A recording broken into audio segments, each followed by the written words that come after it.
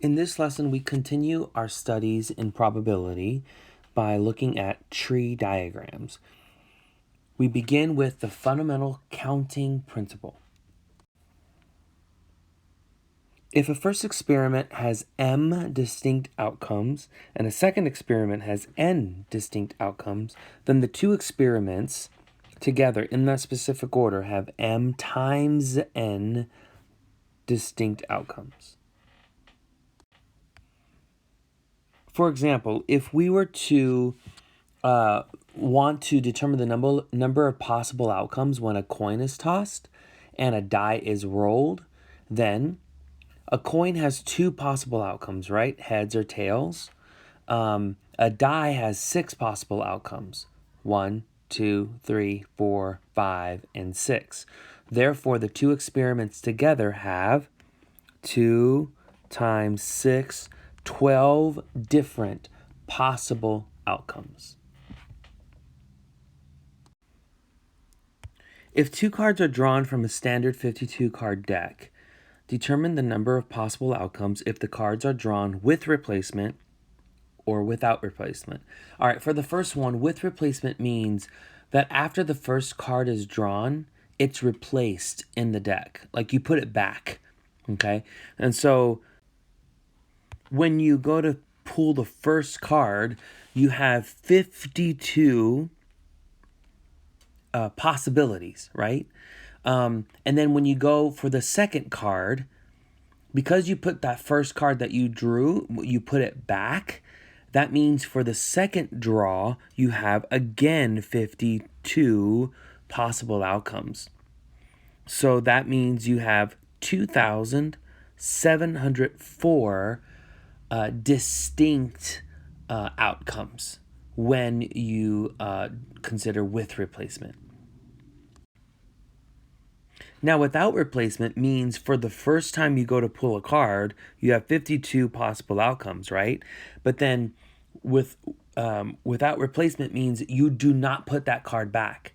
That means there's now 51 cards left. So 52 times 51 possible outcomes, which is 2,652 possible outcomes without replacement. A little bit of vocabulary here. A list of all the possible outcomes of an experiment is called a sample space. And then each individual outcome in the sample space is called a sample point. And we're going to use a tree diagram right now for the next few examples to show probability. All right, so look at this next example with me. A radio station has 2 tickets to give away to a Monster Jam truck rally. It held a contest and narrowed the possible recipients down to 4 people: Christine, Mike, Larry, and Phyllis. The names of 2 of these 4 people will be randomly selected from a hat, and the 2 people selected will be awarded the tickets. Determine the number of sample points in the sample space. Construct a tree diagram. A tree, not drag diagram, just tree diagram. There we go. Construct a tree diagram and list the sample space. Determine the probability that Christine is selected. Finally, determine the probability that Christine is selected and then Mike is selected. All right, first things first, we're going to use the fundamental counting principle to determine the number of sample points in the sample space. So when you go to choose the first name, you have 4 options, okay? Now, once that name has been chosen, this is without replacement. You don't put that name back in, okay? So if you chose Christine, okay, Christine's name is no longer in the hat. If you choose Mike, Mike is no longer in the hat, okay? So for the second draw, for choosing the second name, now there's only 3 names remaining in the hat. So there are a total of 12 sample points in the sample space. In other words, there's 12 different outcomes here for this name drawing, okay? 12 different outcomes. So 12 different sample points. So that's the answer for part A. Now let's construct a tree diagram. I'm going to move this up here. Now, I already know that there should be 12 sample points in my tree diagram, all right? So this is how I'm going to get started. I'm going to have my first selection. Notice that for my first selection, I could either choose Christine, I can choose Mike, I can choose, what's the L for again? Oh, Larry, or Phyllis, right? So this is the beginning of my tree diagram. 4 different outcomes for the first selection. Now for the second selection, watch this. If I choose Christine first, the second selection, I have 3 options: Mike, Larry, or Phyllis. So this would be Christine first, Mike second, Christine first, Larry second, Christine first, and then Phyllis second. So then for this first branch, my sample space will be these 3 sample points. CM, this stands for choosing Christine first, Mike second.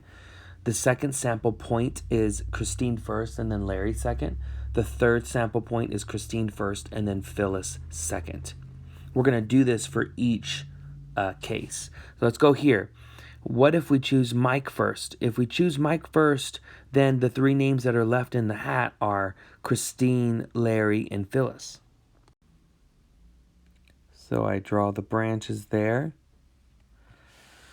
So the sample points here will be Mike and then Christine, Mike and then Larry, Mike and then Phyllis.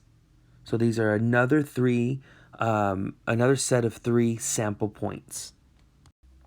All right, now let's go back to imagining that we choose Larry first. That would leave Christine, Mike, and Phyllis left in the hat for our second selection. So I can start with that branch there. All right, so the sample points here are Larry, Christine, Larry, Mike, Larry, Phyllis. Last one is for choosing Phyllis first.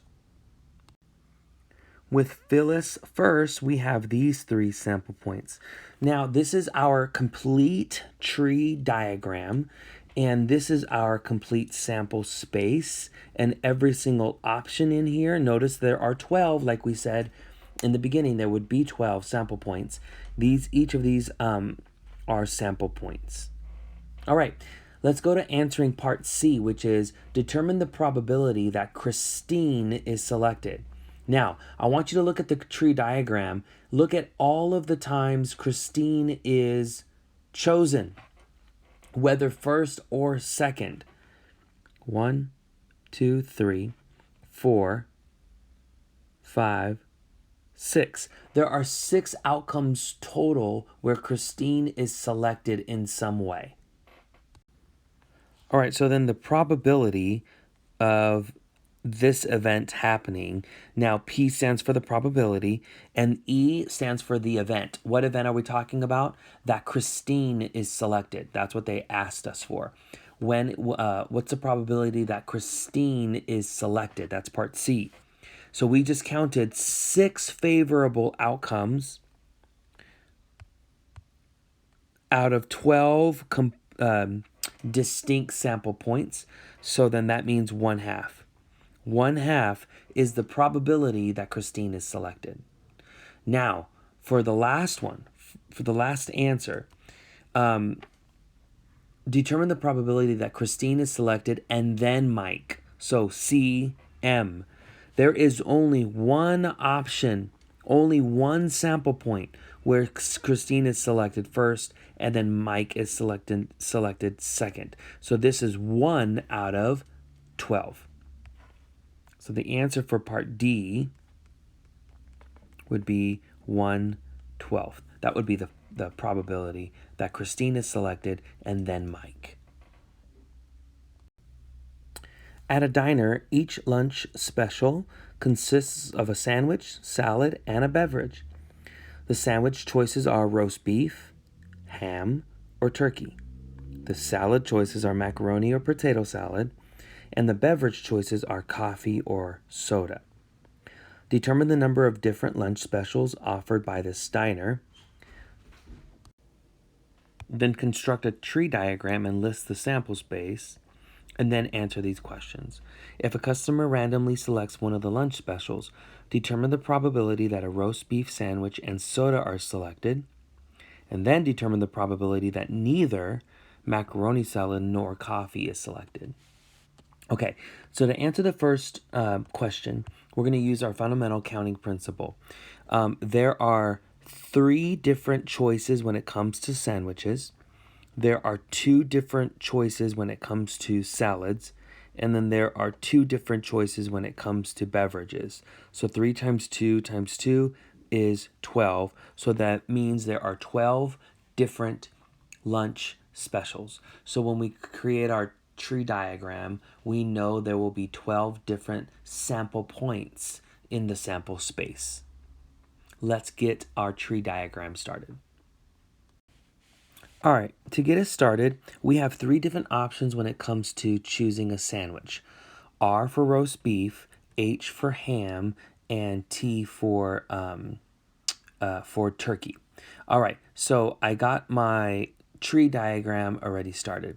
Let's explore the first option, and that is choosing a roast beef sandwich. Next, you have 2 options when it comes to choosing a salad: macaroni or potato. So you could choose roast beef and the macaroni salad, or a roast beef sandwich and a potato salad. Now, when it comes to beverages, you can choose coffee or soda. So this means you can choose roast beef sandwich, macaroni salad, and a coffee, or a roast beef sandwich, macaroni salad, and a soda. You can choose a roast beef sandwich, potato salad, and a coffee, roast beef sandwich, potato salad, and a soda. So here we have 4 different sample points. All right, we got them all right here. Roast beef, macaroni, coffee. Roast beef, macaroni, soda. Roast beef, potato, coffee. Roast beef, potato, soda. This is what we're going to do for each option. Now we got to go back and now change the sandwich option, ham. We have to pair this with either macaroni or potato. So we can choose a ham sandwich and macaroni salad, or a ham sandwich and potato salad. Once we've made that decision, we can choose coffee or soda, coffee or soda. So then our options are, or our sample points are, ham sandwich, macaroni salad, coffee. Ham sandwich, macaroni salad, soda. Ham sandwich, potato salad, coffee. Ham sandwich, potato salad, soda. Finally, let's explore the branch here, or the outcomes when it comes to choosing a turkey sandwich. All right, you can choose a turkey sandwich with macaroni salad, or a turkey sandwich with a potato salad. Once you've chosen the macaroni salad with your turkey sandwich, you can choose either a coffee or a soda. If you chose potato salad to go with your turkey sandwich, you can choose a coffee or a soda. And this will wrap up the last 4 options or outcomes in our sample space. And just like we calculated in part A, there are 12 distinct sample points. In the context of this problem, it means there's 12 distinct lunch specials. And we can count there are 12 distinct sample points. All right, let's answer these probability questions now. Determine the probability that a roast beef sandwich and soda are selected. Roast beef sandwich. So none of these down here involve a roast beef sandwich, only these up here. So you're looking for roast beef and a soda. So roast beef, I'm going to actually circle it. Roast beef and a soda. Roast beef and a soda. There are 2 out of 12 total outcomes. So I'm going to say the answer, I got to move this up here. The probability of event E occurring, and right now the event E just represents choosing a roast beef sandwich and a soda, will be 2 out of 12, simplify that to be 1/6. This is the probability that that happens. The next thing they asked us for is the probability that neither macaroni salad nor coffee is selected. So look through all of your sample points and count those that do not have macaroni salad nor coffee. Okay, so let's see. Neither macaroni salad nor coffee. All right. Right here. Neither macaroni salad nor coffee. Right here. Neither macaroni salad nor coffee. Right here. Neither macaroni salad nor coffee. There are 3 altogether. So the probability that neither macaroni salad nor coffee are selected is 3 out of 12, which is 1/4. That's the probability. This example is different in that we look at with replacement, okay? So here we go. 2 balls are to be selected with replacement from a bag that contains 1 red, 1 blue, 1 green, and 1 orange ball. So there's what? 1, 2, 3, 4 balls altogether, right, everybody? Determine the number of sample points in the sample space, construct a tree diagram, and then figure out a few different probabilities. All right, let's answer the first question.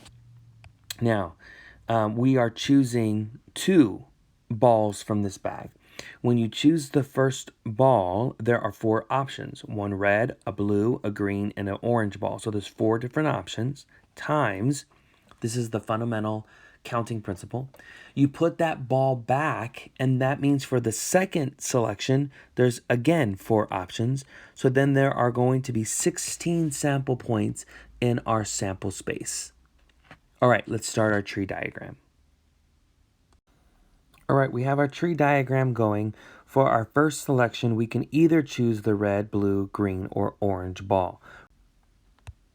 And then remember, for the second selection, we're putting the first selection, the first ball, back in the bag. This means that you can choose red again, blue, green, or orange on that second selection. All right, if you choose blue the first time around, your second selection, you could choose the same 4 options: red, blue again, green, or orange. And then for choosing green the first time, you can choose red for the second choice, blue, green again, or orange. Finally, the same idea for choosing orange first. So now let's list all of our sample points. All right, here they all are. Notice there's 16 different choices, right? Again, this sample point means you chose red twice. This one says you chose red first and then a blue ball. This one says you chose a red ball, then a green ball. This one says you chose a red ball and then an orange ball, and so forth. Now, we can now figure out probabilities. The first probability they ask for is the probability that the red ball is selected twice. Look at your sample points. There is only 1 sample point where the red ball is selected twice.